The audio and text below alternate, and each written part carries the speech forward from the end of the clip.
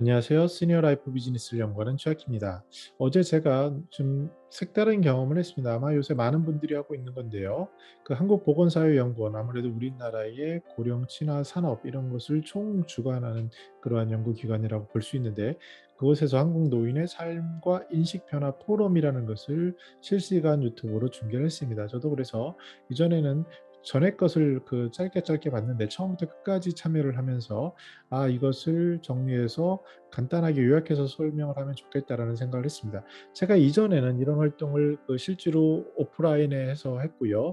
한 5년 전, 10년 전만 하더라도 이런 것들을 블로그에 잘 기록을 해서 사진과 글과 정리된 글을 올렸던 기억들이 납니다. 그것을 이제 동영상 시대를 맞아서 유튜브에 직접 하면 좋겠다. 그리고 이게 한 2시간 넘게, 2시간 반 가량 진행된 건데, 그것을 한 5 분에서 10분 정도로 정리하는 것도 의미가 있겠다라고 생각을 했습니다. 이렇게 이제 발제자들이 발제를 하셨고요. 첫 번째, 이윤경 연구위원님께서 전체적인 개론부터 중요한 건강 관련된 부분을 얘기했는데, 제가 이제 다른 영상에도 달았지만 이제 큰 흐름 속에서 이번 발표의 핵심은 시계열적이라는 겁니다. 예를 들어서 시계열이라는 것은 옛날부터 쭉 흐름을 트래킹하는 거죠. 그러면서 전체적으로 어떻게 변했느냐를 보는 게 시계열의 변화인데, 여기서 이제 만성 질환의 세계가 감소했다라는 그런 것이 눈에 띄었고요. 또 우울 증상도 급격히 감소하는 효과가 있다. 또 주관적으로 건강 상태는 호전된다. 그리고 이제 역할에 있어서도 공식적인 것, 비공식적인 것, 또 경증, 중증 이런 것들에 대해서 시스템별로, 즉 비공식적인 건 아무래도 동거하는 자녀나 뭐 이런 부인이나 이런 분들이 되겠죠. 그리고 공식적인 것은 요양시설이라든지 재가 서비스가 될 거고요. 또 현상에 따라서 역할 분담이 이루어지고 있다라는 것을 주로 얘기를 했고, 요약을 하셨는데 그 요약은 하나하나씩 살펴보도록 하겠습니다. 첫 번째, 전반적 노인의 건강 상태가 과거에 비해 호전됐다. 그리고 두 번째로는 연령에 따라서 건강 상태의 차이가 크다. 즉 고연령은 건강 상태가 악화되고 최근에 베이비 부머는 좀 난 부분이 있지 않나라는 것이고요. 또 세 번째로는 고연령, 아무래도 여성 노인이 혼자 사시니까, 또 지금의 고연령자들은 옛날의 삶을 사시던 분들이니까 건강 상태와 영양, 특히 운동과 영양에 대해서 굉장히 좀 소홀한 부분이 있다. 이런 얘기를 하셨고요. 네 번째로는 장기 요양 서비스 등 노인 돌봄에서의 공적 서비스가 일반화됐다. 특히 이제 아무래도 신청을 하고 실제로 서비스를 받으려면 정도가 좀 심하신 분들이 우선이 되는데, 그러다 보면 전체적으로 고연령자, 그리고 이제 건강 상태에서도 고연령자들이 대상이 되죠. 그래서 그런 것들을 얘기하고 있고요. 특히 이제 노년기를 집에서 보내겠다는 AIP라고 하죠. 에이징 인 플레이스에 대한 욕구를 보여줬다. 이것은 이제 커뮤니티 케어에 대한 당위성을 설명하는 것으로 되겠습니다. 두 번째는 김세진 연구원님이 발표인데요. 항상 이제 김세진 연구원님의 자료는 제가 굉장히 주목해서 이렇게 보는 경향이 있던 기억이 납니다. 그래서 이분은 노인의 소득과 경제 및 사회활동 실태에 대해서 발표를 하셨는데, 먼저 첫 번째는 연령에 따른 정보와 기기 활용 능력의 격차가 나타나고 있다. 그리고 정보화에 따른 일상생활의 불편함으로 디지털 소외계층이 특히 고연령자에서 있을 수 있다. 얘기하면서 정리를 이렇게 했습니다. 그 전기 노인, 그러니까 이제 베이비 부머, 최근에 65세 들어간 분들이죠. 그분들은 경제적인 자립성이 상대적으로 높아지고 있고 뭐 자산 수준도 그렇고요. 아무래도 베이비 부머는 그전에 고연령 노인들보다는 교육 수준이라든지 이런 것들이 굉장히 높습니다. 아무래도 이제 전후 세대 이다 보니까 그전에 피폐하고 어렵던 시기보다는 조금 교육에 대한 집중, 그리고 삶이 우리가 경제가 부흥하던 시기였기 때문에 아무래도 여름에서 난 부분이 있고요. 또 노인 일자리에 대한 직종도 좀 다양해졌다. 그렇지만 여전히 사각지대가 존재한다. 이것은 지금 양극화, 차별화 이런 것을 들 수 있겠습니다. 마찬가지로 집 문제만 하더라도 정말 사람이 살기에 어려운 조건의 집에 사시는 분들도 3에서 5% 정도 되신다는 것. 그리고 실질적으로 우리가 뉴스에서 많이 보는 쪽방이라든지 고시원이라든지 독거노인 중에 굉장히 경제가 어려우신 분들, 이런 것들을 많이 보지 않습니까? 그래서 이러한 양극화 문제가 점점 커지고 있다는 걸 지적을 했고요. 세 번째로 이선희 전문연구원님께서는 노인의 가족 및 사회적 관계에 대해서 얘기를 하셨는데 눈에 띄는 것은 단독 가구, 그러니까 이제 노인 부부라든지 노인 자녀와 떨어져 사는 단독 가구가 지속적으로 늘어난다. 특히 전기 후기 노인 간 가구 형태 차이가 나타나는데 그 오른쪽 그림에 보시는 것처럼 85세 이상은 그 아무래도 뭐 이제 같이 사시는 것들이 좀 자녀 동거라든지 이런 것들이 높았지만 그 회색입니다, 위에. 그렇지만 젊은 분으로 갈수록 뭐 부부끼리 산다든지 이런 부분들이 늘어나는 것을 볼 수 있습니다. 또 돌봄도 공식적, 비공식, 경증, 중증 앞에서 말씀드린 것처럼 역할 분담이 이루어지고 있다라는 거고요. 또 대면에서 그 연락 중심으로 그러니까 이제 코로나 영향이 좀 있겠죠. 만나는 곳에서 이제는 카톡이라든지 뭐 밴드라든지 이런 것을 통해서 연락 중심으로 가고 혈연의 그 만족 그 혈연 간의 교류보다는 친구 중심으로 그 변화가 이루어지고 있다라는 것을 얘기했고요. 특히 이제 80세 이상의 사회적 고립, 코로나가 더 가속화시켰겠죠. 저 같은 경우도 요새 그 50대 초반이지만 그 친구들하고 얘기하다 보면 주로 나오는 단어가 우울입니다. 저 같은 경우도 뭐 외부 활동을 할 일이 별로 없기 때문에 주로 이렇게 줌이나 가상세계에서 만나고 뭐 일주일에 한 번 정도 미팅 정도 하는 거 외에는 딱히 없고요. 뭐 컨설팅이나 아니면은 교육이나 심지어 리서치 같은 경우도 다 줌으로 하는 경우가 많기 때문에 더욱더 이 외로움, 우울증 이런 것들이 커지는 것을 느낄 수 있는데 하물며 저 같은 젊은 사람도 그런데 80세 이상 그 어르신들은 너무나도 큰 그 고립감이 클 것이다. 라는 것에 대한 가능성들이 보이고요. 이제 다른 것들은 남녀 간의 이제 평등이 많이 이루어지지만 가사 지원은 여전히 그 나이가 든 분일수록 여자 노인께서 더 해야 된다라는 그러한 시대적인 그런 담론이 있어서 격차가 존재하고 이런 것들이 제가 강조하듯이 뭐 황혼 이혼이라든지 갈등의 주요 원인 중에 하나가 되지 않을까. 특히 젊은 사람과 다른 세대와 비교하면서 그런 생각을 해보고요. 그리고 자녀와 동거를 해야 되겠다는 가치관은 점점 감소하고 있다. 특히 이제 연령이 낮은 노인 집단일수록 그런 생각이 사라지고 독립해야겠다라는 그런 것들이 강해지는 것을 알 수 있습니다. 노후 생활비 마련에서도 이제 가족의 지원보다는 본인 그리고 특히 사회보장 제도가 해야 되는 것 아니냐라는 것이 왼쪽 그림에 보시면 아래 파란색을 보시면 그런 것들이 좀 더 강해지는 것을 알 수가 있습니다. 그래서 정리해 보면요. 노인 단독 가구가 증가하고 있고 자녀 동거 가구가 감소한다. 그리고 자녀 중심의 관계망에서 동년배 중심의 관계망으로 다각화되고 있다. 그리고 배우자와 상호 후회적 지원 교환은 양성이 되지만 가사 지원은 여전히 성별 격차가 있다. 노인의 자립적 요인에 따른 단독 가구 형성 요인 응답이 증가했다. 그리고 자녀와의 동거 희망이 감소하고 스스로 노후 대비를 하는 그 응답이 증가했다. 뭐 이렇게 정리를 했습니다.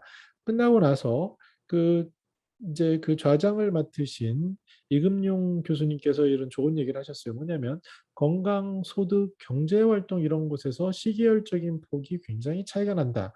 이것은 연구자들이 계속 그 데이터를 계속 보셨다라고 하더라고요. 근데 이것이 이제 가설이 두 가지죠. 하나는 샘플링 에러가 아니냐.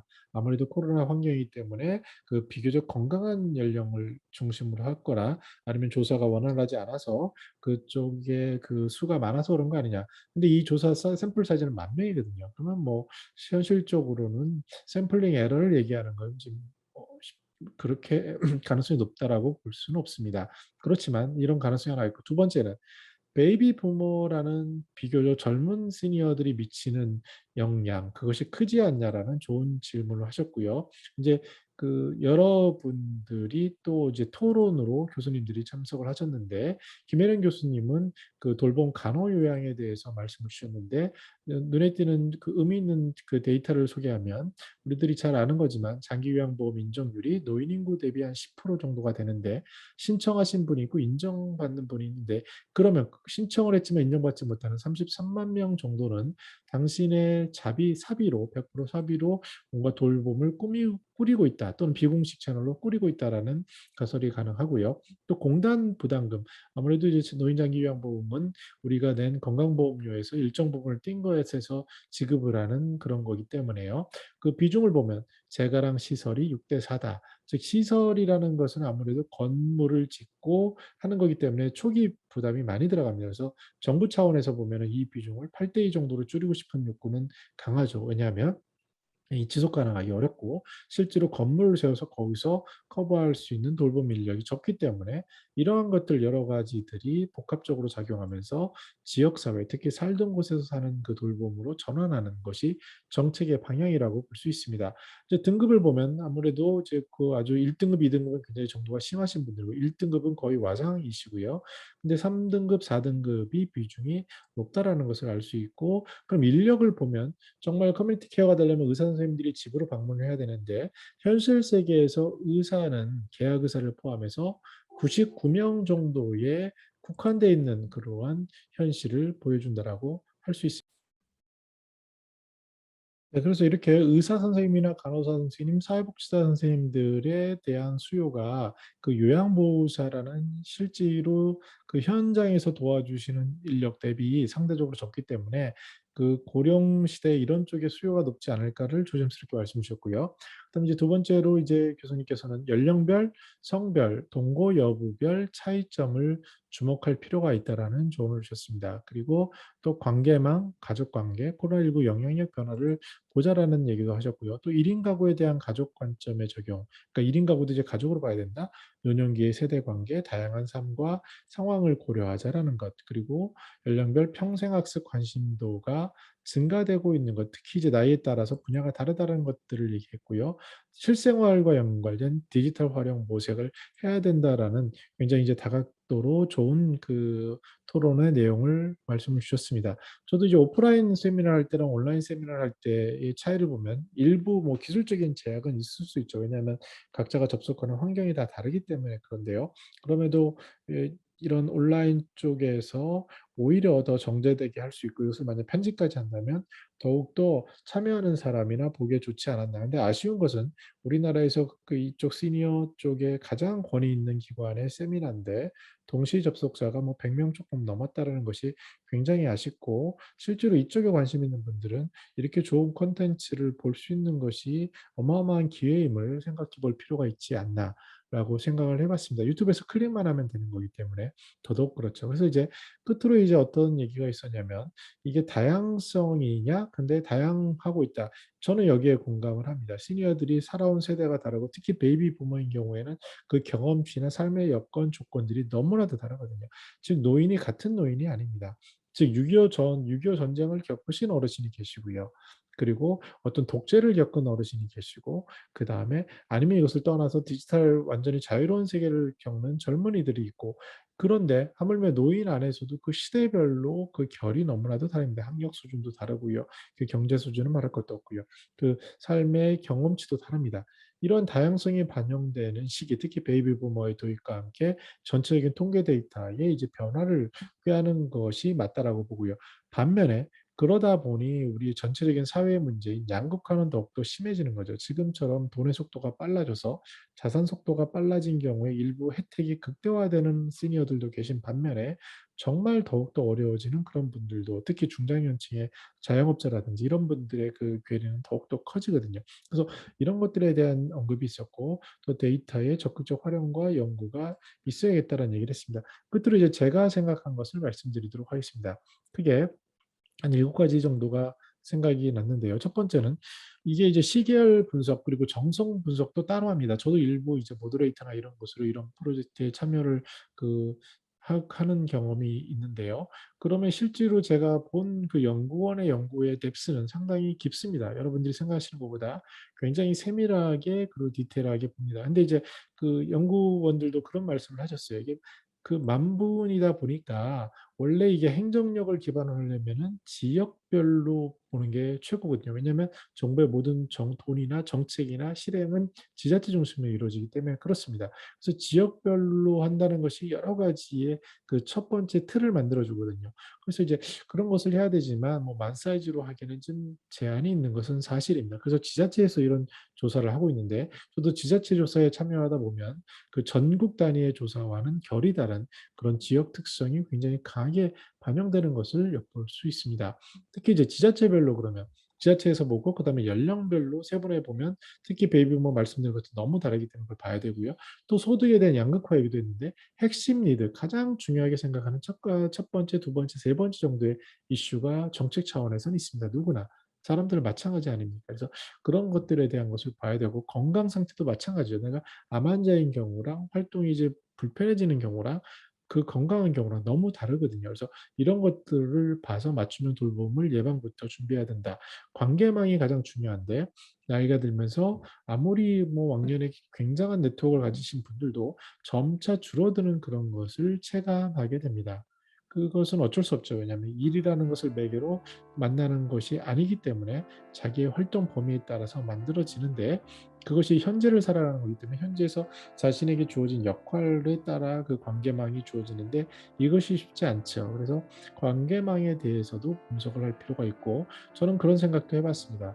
그 요새 메타버스 얘기를 많이 하지 않습니까? 전에 보여주는 1 차원적인 뭐 전에 10년 전이라면 제가 이런 것을 듣고 직접 오프라인에서 참가를 해서 사진과 글을 써서 블로그에 올렸다라고 말씀을 드렸는데 이런 것들이 지금 이제 유튜브 특히 비대면이 되면서 유튜브 실시간이 되면서 특히 전체 회의하는 솔루션이 높아져서 앞에서 보여준 이미지와 같은 그런 조금 원활한 회의가 가능했는데 더 나아가서 메타버스에서 아바타로 움직이면서 보여주고 그 안에 가면은 그 정보가 있는 그런 세상도 머지 않았다. 그리고 더 중요한 것은 그렇게 했을 때 가능한 것은 내가 예를 들어서 발제하신 어떤 연구원님과 가까이 가서 대화를 한다면 둘이 할 수 있는 그런 프라이빗 토크도 가능하겠다.